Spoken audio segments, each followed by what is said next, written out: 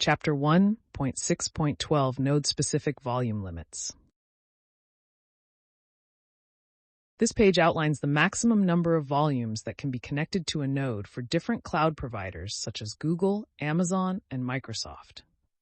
These providers have set limits on the number of volumes that can be attached to a node, which Kubernetes must adhere to in order to prevent pods from becoming stuck while waiting for volumes to attach. Kubernetes default limits. Kubernetes Scheduler has set limits on volume attachments to nodes as part of its default configuration. Custom limits.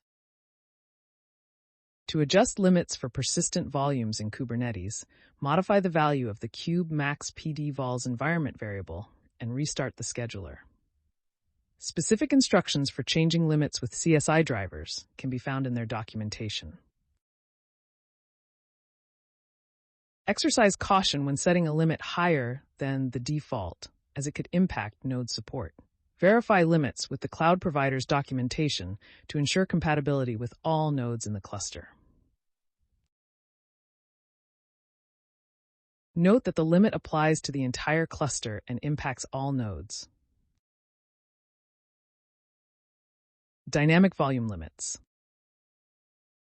In Kubernetes v1.117, dynamic volume limits are now supported for various volume types, including Amazon EBS, Google Persistent Disk, and Azure Disk. The node type determines the maximum number of volumes that can be attached to a node. For example, on Google Compute Engine, up to 127 volumes can be attached, while for Amazon EBS disks, only 25 volumes are allowed on certain instance types. Similarly, Azure allows up to 64 disks to be attached, depending on the node type. The Kube scheduler respects the maximum number of volumes advertised by CSI storage drivers.